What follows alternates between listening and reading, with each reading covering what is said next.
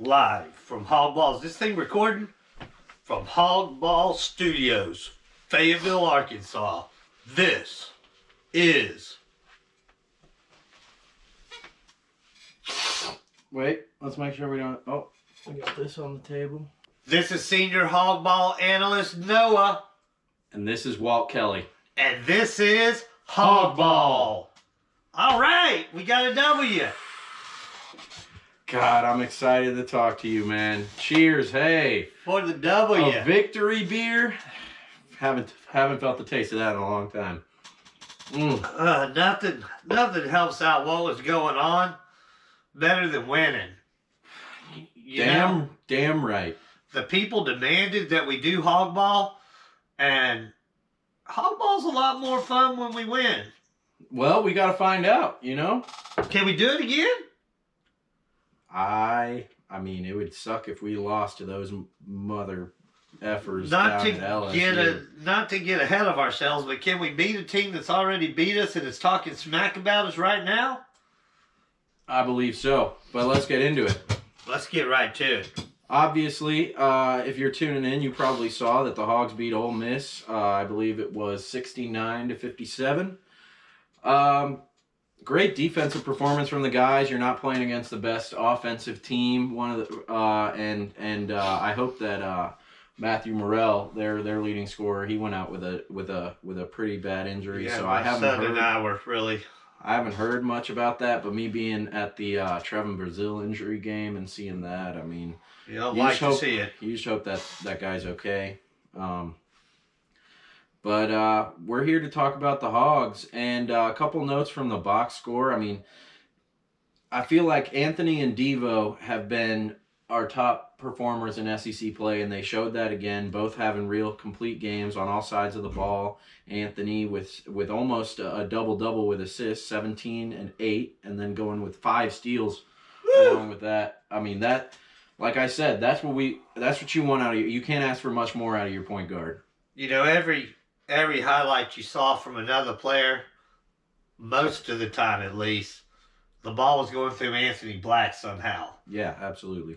It was Anthony could get underneath the hoop, and if he wasn't dunking it or getting a damn one, he was kicking it to somebody, and they made the threes when Anthony got it to him. For sure. And then how about Jordan Walsh? I mean, good to see that. 40 minutes. I feel like Muss in this game, he went into it and saw that Ole Miss struggles a lot offensively, and he said, all right, we're going to have a great defensive lineup out there at all times. I think that's why you didn't see Jalen Graham play at all in that game, and you saw Mikal Mitchell a lot. He led all the bigs in minutes with 22, and I thought he was solid. You know, he's a very good rim protector. I think the best we have on this team without Brazil. And so against a team that they don't have big guys that can shoot the three, so he's not vulnerable on the pick and pop. I thought Mikal Mitchell played very, very well, and he earned those minutes. A lot of those guys seem to be listening to us, or more likely Coach Muss. But you know, that Missouri game, we talked about things that went wrong and how bad those fouls were for us.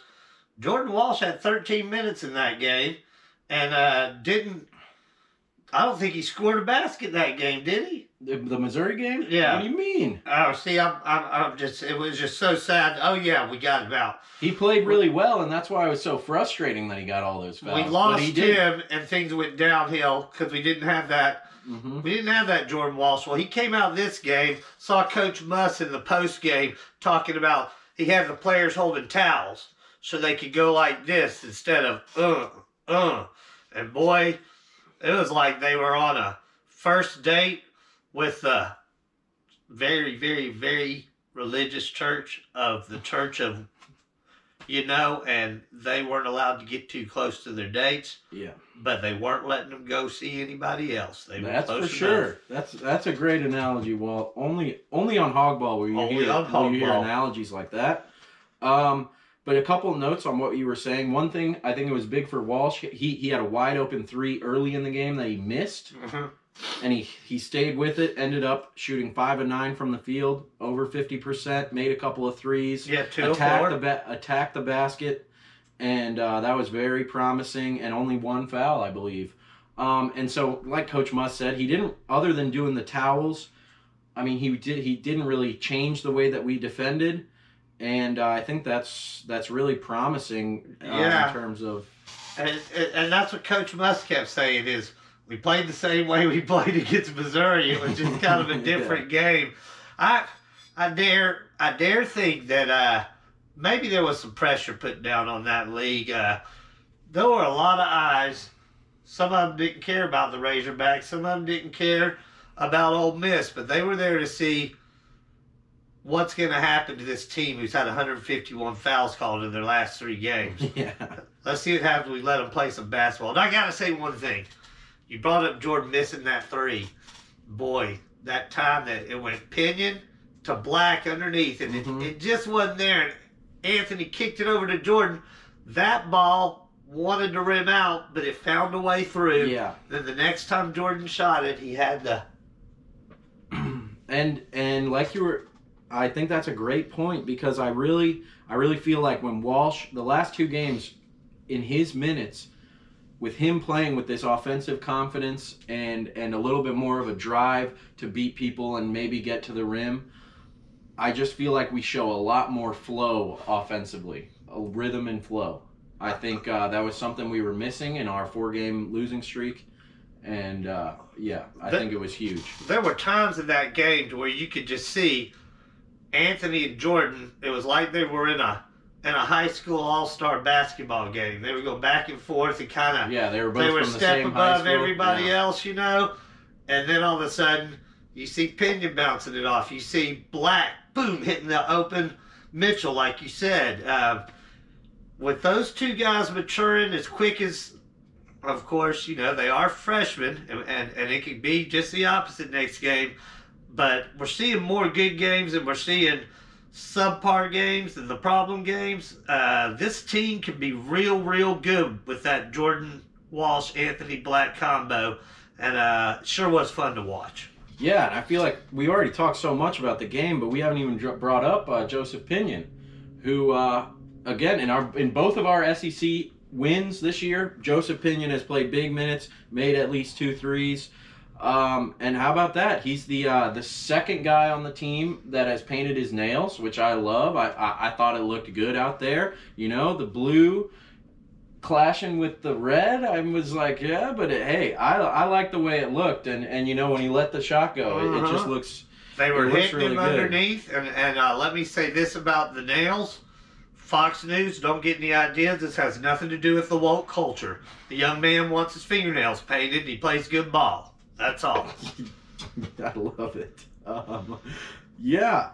I think, like I've been saying, is that with Nick Smith out of the lineup, Pinion's floor spacing is huge, and I think even sometimes say Nick comes back, Pinion on the floor with him, I mean, that can make us very dangerous if you have a Black mixed in there and you have a Jordan Walsh mixed in there. We can do a lot of things, and we have Muss has really created a roster where you've got some guy that can do everything you need on the court. You've got at least one guy that can do something. And I'll tell you, that's for Anthony Black, Joseph Pinion. I see the same thing when he's in the game that I see whenever Devo's clicking. Anthony Black seems to have a nice confidence to him, and he's more relaxed. Pinion and him, he seems to open up our offense to where Black has all the options he needs whenever he's in there. When Devo's on all cylinders, Black's got that. Yeah. Well, the veterans got me, and we're good. Everything's going to be all right. Pinion being a part of our game plan is fun, but there were games where he wasn't. But like you said, 2 wins. He got 13 points in both of those games. And he's got that quick trigger. And boy, you just feel like it's going in when he lets it go. Yeah, for real. Great points there, Walt. I just want to throw in one more thing about just a Coach Muss tendency where it's a 7 to 8 man rotation all the time. And you have seen that this year. But I would say what's different, given what we've had to go through in terms of new guys having to step up, is that it's a different 7 or 8 guys every game. You know, Depends on what we're playing against. like Mikel Mitchell didn't Who's play hot? against, and it's all about matchups as well. And so, but it's really cool to see almost everybody on the roster contributing to all these SEC games, because the last few years, it seems like we've had some guys that, like KK Robinson last year, Right. who's a great player, pretty high recruit, but didn't really play a role last year and ended up transferring out. So it's really good to see that. Yeah, it's always nice to see too that, you know, Coach Muss says what you think. You're like, always saying that to keep him happy, but Coach Muss always says, I tell all our guys, be ready. Your name's going to get called. Well, none of us thought we'd be seeing Darian Ford out there. But he got solid minutes in this game after some solid minutes against Missouri where he became part of the offensive. Well, and I think, I love that you brought up Darian Ford, because, I mean, you look at him this game, he had 7 minutes, 0 of 1 shooting, and pretty much no stats. Might have grabbed a rebound, including no stats on the turnovers. Exactly. Didn't turn the ball over, and I thought he played good defense when he was in there. And so I just love to see that. That's a guy buying in. You know, he'd love to see more playing time. Me too. I'd love to see him get more playing time, because he was probably your favorite out of these recruits coming out. I gotta say, I know they're excited down in Magnolia, Arkansas, to see him up there. Yeah. Y'all hang in there, Magnolia. Darian Ford's going to be a big part of this Hogs' future, and he's got some good things going on this year for us. I mean, I think it's just so tough on this team for him because we have so many guards. Mm-hmm. But I love to see him get in the game, and I think he'll get a lot of minutes next year. Well, I mean, you never know in college basketball, but I mean, a guy from Arkansas, I hope that he likes the culture here, and I hope he knows that we love him, and I would love to see him play more this year if his number gets called, and then next year as well. I think he can be a star. Yeah, he fits into that. Fits into my memories of Brandon Dean to Arlen Bowers to a little bit of it all, but you know, he's got a body like Bo Jackson. I was gonna say Bo Jackson. I was thinking on the football field, and I wanted to think of our tight end Hunter Henry because I was just thinking of the Brandon Allen. Yeah. He tosses it over to Yeah. Henry, and I started going somewhere else. Hawgball. Picked up by Collins. Collins has room. All right. Anyway, we got to get off that, or else we're gonna go back to an Ole Miss football game from a few years ago. Ole Miss connection. That's Only on Hawgball. That must have been what it was. Okay. One thing I will say negatively. First of all, this is a win over Ole Miss. That's not a bad basketball team, but they're not in the upper tier of the SEC. They're near the bottom of the SEC. They're now 1-6 in conference, and so this win doesn't mean nothing. It doesn't mean much if we can't follow it up with a win over LSU and then come in strong against this Baylor team, and hopefully after that get our record to 500 in SEC play. Not looking too far ahead. Well, yeah, we've got Texas A&M after that, but like we said, but the free throws, one game at a time, and that was the Ole Miss game. And right now we're focused on the gold and purple from Baton Rouge. We can't lose to them twice. But yeah, 9 of 17 from the free throw line. That's not gonna cut it in a whole lot of games. We've got to shoot it better from the free throw line, and you got some hope from that Mizzou game where we shot like 80-something%, 21 to 24, I believe. But it's got to continue, and I know Coach Muss does that perfect free throw drill in practice all the time, which I don't know exactly how it works, but basically I think everybody on the team's got to make a couple of free throws, and every time you miss, they're doing 17s down up and down the floor, something like that. I don't know exactly how it works, but and hopefully the 3-point shooting can continue like it has been in the last couple of games. We've been near the 40% mark in I think the last 2 or 3 games now. Yeah, and we were right there at 40%, 8 for 20 in this Ole Miss game. But I think the reason you're seeing that is because we're not taking as many threes. Because Taking that's not better our game. But so yeah, I like to see that. We're seeing them grow up, Noah, and it's happening. We were needing to grow up with them because it was aging me, I'll tell you that. But it's like we said, it's nice to get a win. And 6 o'clock tomorrow night can't start quick enough. Supposed to be a lot of weather coming in here to Northwest Arkansas. I believe 13-point spread. You go into that. That's almost setting up. If you have a gambling problem, don't listen. But I just want to say, I like the favorite. All right. Yeah, especially with this tweet we got up here on the board. And if I was a sports bettor, I would have to say I'm not a favorite bettor. But I like the Hogs. I like the Hogs against Ole Miss. We're going to keep this train rolling. We're going to be like a snowball, gaining steam. Then some guy's going to come out and say, I want to play with the Hogs. It's almost a gambling sin to take a team minus 13 in a conference game. Oh, yeah. But I hope we cover the spread. I hope we get the W. I would love to see, like Alabama did, beat them by 40. Oh, Alabama beat them. Woo! But anyway, I think we got a mailbag question before we get to this LSU preview. So what do we got? Let me see. This is from Ray Zor Backwinds. Mr. Backwinds. Ray Zor. Oh, his parents must have been Hog fans. Big Hog fans. Must have been. Mr. Razorback wins. I like it. Great name. I love there. That. Yeah. All right, let's see what Razor has to say. Dear Hawgball, so, not to get ahead of myself or Hawgball's schedule, but if Nick Smith Jr. gets back in this team's playing rotation, whose minutes will it affect most? Thank you. Glad to see y'all on. Go Hogs and go Hawgball.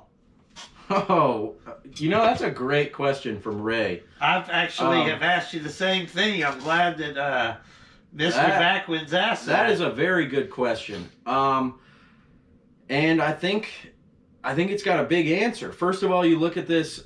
I think when Nick Smith comes back, he's going to have to earn his minutes. I mean, I think he will because he's Nick Smith, and we've all seen what he can do. And I think he wasn't even at full strength in the 5 games that he played this year. So I hope, first of all, if he comes back, that he's really fully healthy, because I don't want him to play if he's not fully healthy, because the kid has too bright of a future. Great. I got to call a timeout here. Great point by senior Hawgball analyst Noah there. Great point. This isn't Nick Smith Jr.'s team. Nick Smith Jr. is coming to play for the Hogs. He hasn't played an SEC game. And you could see it in Coach Buss's demeanor when he talked about him. You earn minutes on this team, and I'll let you continue. I just thought that was a great point. Great point. Yeah. Well, like you were saying, you earn minutes on this team, and like you saw Joseph Pinion basically take Ricky Council's second half from him. And I think also that was a little bit of a statement from Coach Muss to Ricky, and because Ricky's not the type of player that should be playing passively. He needs to impose himself on games, because that's just the type of player that he is, at least offensively, and we all know that he's a great defender. You got to know he's on the court. You got to know. If I look at this, I feel like right now the biggest candidate to lose minutes to Nick Smith is Ricky Council, and I think that's okay. I know he doesn't want to be playing the 6-man role, and I don't know if he will. And Ricky, if you're watching, I hope that gets under your skin a little bit. Just use it to motivate you. We know you're a part of our future. Yeah, And ultimately it's up to the team and the coaches, but I just think that Ricky Council providing, like JD Note a couple of years ago, he was that microwave instant offense off the bench, and he brought something different. Boy, that's a great point again. That I can see Council being into that. Yeah, and that was he was sixth man of the year in his conference last year. Missouri had that kind of player who came off the bench, averaging like 16 points a game. Mm-hmm. I don't remember the guy's name, but yeah. Well, yeah, I just, but also, I mean, Anthony Black's not going to lose minutes. No, I think Coach wants him to play 40 minutes a game. Who was that played 40 minutes in the Ole Miss game? I thought it was Walsh. Yeah. God, that says so much. And Walsh, I would say it's between Ricky and Walsh and maybe Devo coming off the bench, but I just think with Devo's experience in these later games, and he's shown it even as a freshman, that late in the season is Devo's time. Man, this year we would have lost to Oral Roberts if it wasn't for Devo Davis, and so I just and I think that's a good thing for our team, competing for minutes like that. It's just we're so talented at the guard spot, and you know what else they say is that what wins in March? Defense and guard play. And if you think about that, I love this team, and I know we've only won one game, and the only win we have over a quad 1 team is San Diego State. So maybe we're getting ahead of ourselves, but you have to believe in your guys, and when I look at these guys, I certainly believe in this team. If I could put some guys out there on the court for the Razorbacks, I'm going with the guys we got. And you talked about Devo there. I mean, his scoring average for the year is just under 10 points. But like you said, they heat up in March when it matters. Devo wasn't scoring much. He left the team for a game there in December. But in SEC play, he's averaging in double figures comfortably. Mm-hmm. And those numbers are just going up because the games matter now. And watch those numbers for Devo continue to go up as you get closer to March. Yeah, I couldn't have said it any better myself. And the only thing that I've heard about Nick Smith is that Coach Muss said that Bob Holt tried everything he could to get an answer out of him. I bet he asked that question about 20 different ways. Hey, shout out to Bob. We love Bob. We love you, Bob. Hope I see you at the grocery store soon. Love you, Bob. But what about Nick Smith Jr.? Yeah, I know you said no more questions about Nick, but hey. Sorry, I just had to get that in. We love you, Bob. But I think we should get to the LSU preview now. I think we've said enough on that Nick Smith point. Other than I forgot what I was going to say. I was going to bring up the fact that the only thing I saw was a tweet from John Neighbors, I believe, saying that he saw Nick, I believe, after the game against Ole Miss, just putting up a few shots. And he went something like 28 of 32 from 3. That's what you told me. So that feels good. That it was good seeing him out. It was good seeing him out there, and yeah. I hope that like I said, I hope that if he comes back, he is fully healthy, and I know that if he's fully healthy, he's going to give every ounce that he has in his body for this team and for the state. Yes, yes, yes. But let's get to LSU. So, it was after this game that we did our first Hawgball show, and as I said, it was quite a stinker. It was in the 50s. We scored 57 points in that game. 57. It was really one of those games that it just felt like the guys weren't quite ready for it, and it almost didn't feel like the game was real. We're like, this is SEC play, but one of us said deer in the headlights. Yeah. It was just like a young team type of game. And they even said that in the post game. Jordan Walsh said it. He goes, we were, younger then. It was on the road. They're coming to our place now. Didn't say any of the things like we're gonna spank them or any of that, but They're just ready to get another shot at him. You know, those guys have bragging rights, and they can't wait to get a chance to go back up against those LSU Tigers. But speaking of bragging rights, I believe, I don't know if y'all can see this that well, but this is a photo that was tweeted out by Devo Davis earlier today of one of the LSU players. He goes by Ace Wolf on Twitter. Now Nice I feel handle. bad. I really don't mean to disrespect this guy, but I don't remember what his real name is coming off. It's not Ace Wolf. That's not his name, but that's what that's his nickname. Probably because he's really famous and he, wants to keep a low profile. Yeah, really. But I don't remember what his name is. But this is a tweet that came out, I believe, after the game that we played against them, and it says, "We in Fayetteville next time. Bring y'all smoke, and we gonna run through it." Not sure what that means. I do know it. I know what that means. I'm just saying. You're just not in on the young urban slang, as they them say. youngsters these days. But and I think he's talking I tell you smack. what, He's talking shit. Oh, he is talking shit. But I tell you what, we got the smoke. Not we, our guys on the court. They're bringing it, and they're bringing it. I promise. So I hope you try to run through it, because I don't think that's. I mean, I don't think I that's hope Jordan Walsh or Devo Davis is right there to say, "Go ahead, run through it." Mm-hmm.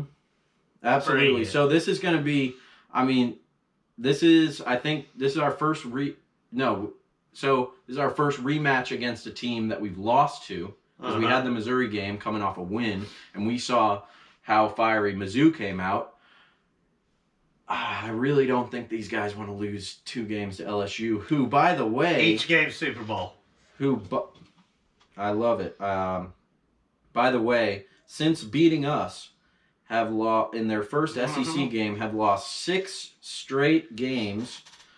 Not the easiest schedule now. No, it wasn't, but only one of those games was by single digits, and that was at Kentucky when I think they lost to South Carolina at home the next game. But lost to Bama by 40. That was in Alabama's arena. They lost at A&M. They played Auburn and Tennessee, and they weren't really that competitive in those games. But I don't think it's a bad basketball team, but it is a basketball team that we should beat if we want to go to the NCAA tournament and beyond. I'll just say this about LSU. The team that we went 3-0 against last year was a lot better than the team that beat us this year. Yeah. Straight up, and it's time for us to get back to our winning ways. Yeah, for sure. I think our biggest notes... So we did a good job. Their leading scorer, KJ Williams, 6'10" forward, shoots almost 44% from 3. I think he's averaging 18.7 rebounds this year. We did a great job on him in the last game, actually.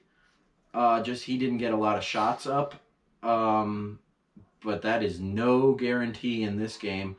I loved Mikel's defense in the last game, but I think it's going to be tough for him to get too many minutes with KJ Williams in the game, because Coach Musk clearly does not like Mikel in terms of defending the 3.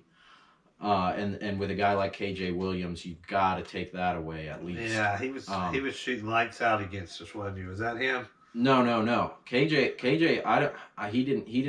he was under his average by quite a bit. I guess they only put up 60 on us. Yeah, and we did a good job. He only put up like 5 shots, I want to say. Just have one 3-pointer that keeps going through my brain and relapsing me, going, oh, like a gut shot. But and then the other note from that game was Trey Hannibal, who comes off the bench for LSU. He's a guard, a pretty small guard. He's very quick, kind of a glue guy for their team. But he was able to beat us down the stretch, whether it was Anthony, whether it was Devo. I think Ricky was on him a couple of times, was able to beat He some was of our blowing by guys. everybody, wasn't he? Just their first step, and he was getting to the hole. I mean, he made some pretty acrobatic finishes at the rim, but that's something that if that guy didn't have the game that he had in Baton Rouge, we would have come out with the win. So I think that's a huge key for us is to limit him on the dribble drive. Let's let him get out of the court and play. I'm ready. Me too. Well, I think that's about it. Walt, are you okay? You want to say anything else? I want to say I'm glad that we're doing 2 hog balls a week. If the Hogs demand it, which I think they will, we get closer to March and that tight February. You know, we have big runs coming up, and this team's just going to keep getting better. You can count on it, just like you can count on Hawgball. Who knows how many times you'll see us. We like talking Hawgball. We do. We love it. And with that being said, I just want to say this is not just Devo releasing this tweet. This is him. It's taped up on a wall. It looks like maybe in his apartment building or maybe in the practice facility somewhere. And that's what Coach Muss is talking about. Every game's our Super Bowl right now. Find anything and everything you can to motivate you. And, you know, I love that. That's almost Devo saying, well, now I can't lose after I posted this on my Twitter. Yeah, those guys are over there. Anthony Black and Devo are going, on a TikTok. Boom. Devo's like, hey, AB, look at that. They've got motivation. Absolutely. All right. Well, this has been Hawgball. Woo pig, y'all go Hogs. Peace. Hawgball.